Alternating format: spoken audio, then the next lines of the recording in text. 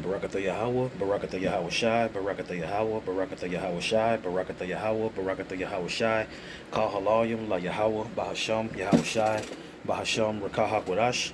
Double honors to the apostles and elders at Great Millstone, and peace and blessings to the Akim, teaching by the Mayam Wa'amat, that's sincerity and truth. Shalom. It's the brother GMS, it's the brother Yatazak from GMS Dallas.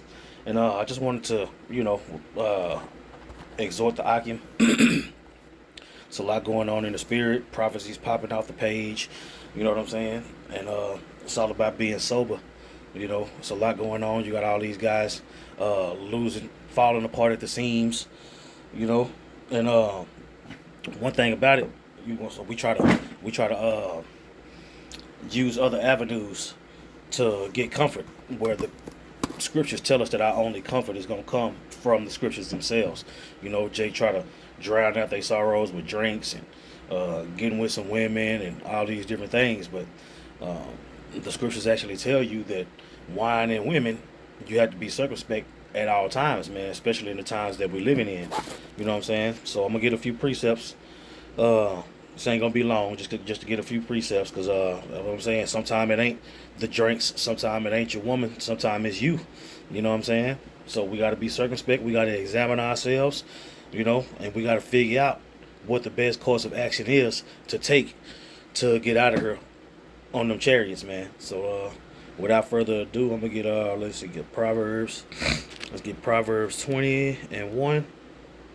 Right? It says, "Wine is a mocker, strong drink is raging, and whosoever is deceived thereby is not wise."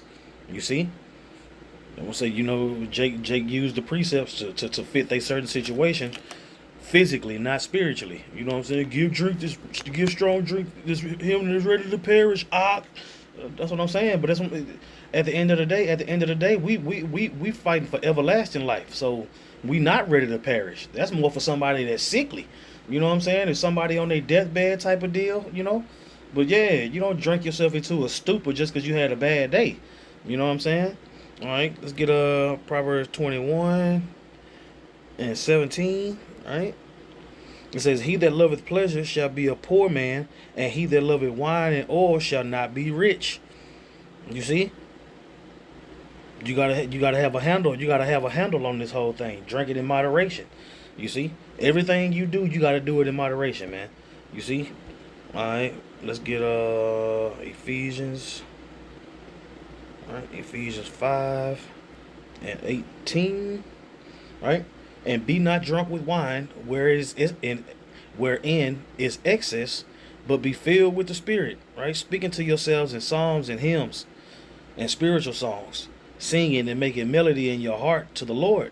Right, that's what it's all about, man. You see, yeah, we can drink, yeah, we can, but you do it in moderation. You don't want to end up being a clown. You don't want to end up being a clown, right? Let's get First Ezra. Yeah, First Ezra chapter 3, right? And we're gonna start at 18 and read down to 24, right? It says, I'm gonna start up a couple verses.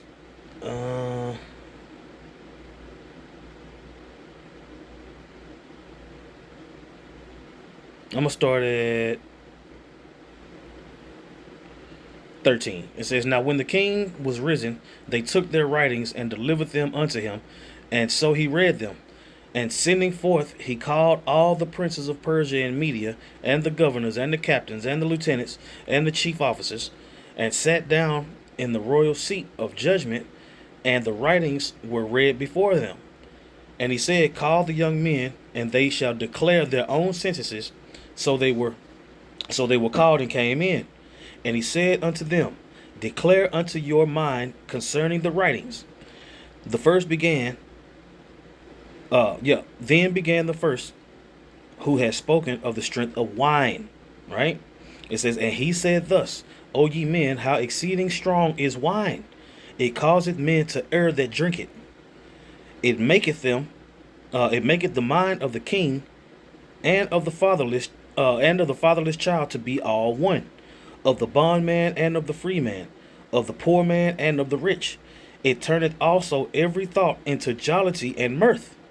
so that a man remembereth neither sorrow nor debt, and it maketh every heart rich, so that a man remembereth neither king nor governor, and it maketh to speak all things by talents. And when they are in their cups, they forget their love both to friends and brethren, and a little after draw out swords. But when they are from the wine, they remember not what they have done. O ye men, is not wine the strongest that enforceth to do thus? And when he had spoken this, he held his peace. Right? So wine is one thing we have to be leery of, man. Yes, we can drink. Okay, we get it. But that's what I'm saying. It's a such thing as doing too much. All right? Now let's get in verse 4. Chapter 4. Right? It says, then said the second that has spoken of the strength of the king. Right? We ain't worried about the strength of the king. We're gonna jump down to the woman. Right?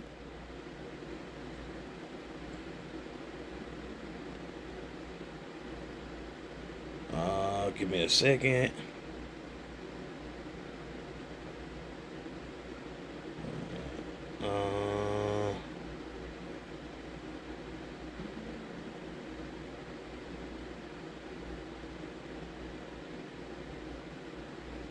Okay, verse 14. It says, O ye men, is it not the great king, nor the multitude of men, neither is it wine that excelleth? Who is it then that ruleth them? Or hath the lordship over them? Are they not women? Women have borne the king, and all the people that bear rule by sea and land. Even of them came they, and they nourished them up that planted the vineyards, and from whence the wine cometh. Now, I got to cut this dude right here because the women bore the child, but the seed comes from the man. Can't no woman bore no child without no man being involved. You know what I'm saying? But we get the brother's point, right? It says, these also make garments for men. These bring glory unto men, and without women cannot men be. Yea, and if men have gathered together gold and silver, or any other goodly thing, do they not love a woman which is comely in favor and beauty? And letting all those things go, do they not gape, and even with open mouth fix their eyes fast on her? And have not all men more desire unto her than unto gold or silver, or any godly thing whatsoever? A man leaveth his father, his own father, that brought him up, and his own country, and cleaveth unto his wife. He sticketh not to spend his life with his wife, and remembereth neither father nor mother nor country. But by this also ye must know that women have dominion over you. Do ye not labor and toil and give and bring all to the woman? And that's what I'm saying. He's describing a simp. You know what I'm saying? And we living in a time where falling to women and falling to wine is not smart. It's not, you're going to shipwreck your own salvation, right? We coming out of this mentality. The way that he described what wine can do to a man that don't drink in moderation, we want to avoid that. The same way that we want to avoid these women, it's the same concept, right? These right here, I would say this is what happens. This is what happens when you don't deal in moderation. This is what happens when you deal with these two items without the spirit and power of Yahweh Ba'Shem Yahushai. You see? It says, yea, a man taketh his sword and goeth his way to rob and steal, to sail upon the sea, upon the rivers, and looketh upon a lion, and goeth into the darkness, and when he has stolen, spoiled, and robbed, he bringeth it to his love. Wherefore a man loveth his wife better than father or mother. Yea, many there be that have run out of their wits for women. Right? It talked about how wine made you a mocker, and men have wine was a mocker, and men have ran out of their wits for women. Right? Yea, many there be that have run out of their wits for women, and become servants for their sakes. Many also have perished, have erred, and have sinned for women. And now do ye not believe me? Is not the king great in his power? Do not all regions fear to touch him? Yet did I see him, and Apame, the king's concubine, the daughter of the admirable Bardachus, sitting at the right hand of the king, and taking the crown from the king's head, and setting it upon her own head. She also struck the king with her left hand. And yet for all this the king gaped and gazed upon her with open mouth. If she laughed upon him, he laughed also. But if she took any displeasure at him, the king was fain to flatter that she might be reconciled to him again. Right? It says, O ye men, can it be but women should be strong, seeing that they do thus? Then the king and the matter of fact, hold up, it jumped on me. All right. So the wine and the women, we have to be leery of both of these things. We have to understand how to deal spiritually, right? Verse 37, because at the end of the day, right, it says, wine is wicked, the king is wicked, women are wicked, all the children of men are wicked, and such are all their wicked works, and there is no truth in them. In their unrighteousness also they all perish. As for the truth, it endureth forever, right? As for the truth, it endureth and is always strong. It liveth and conquereth forevermore, right? With her there is no accepting of persons or rewards, but she doeth the things that are just, and refraineth from all unjust and wicked things. And all men do well, like of her works. Right? Neither in her judgment is any unrighteousness, and she is the strength, kingdom, power, and majesty of all ages. Blessed be the God of truth. You know what I'm saying? Come on now. Blessed be the Most High, man. Blessed be Yahweh Ba'ashem Yahweh Shai, man. The power of truth. You see? So I just wanted to get into that. You know, didn't want it to be too long. Just wanted to exhort the Akim. Look, we have to be on high alert from all angles, man. From all angles, man. Just like Elder Ariala was saying, man, watch who you talk to. Watch what you say. Being wise as a serpent, harmless as a dove is prevalent in these days.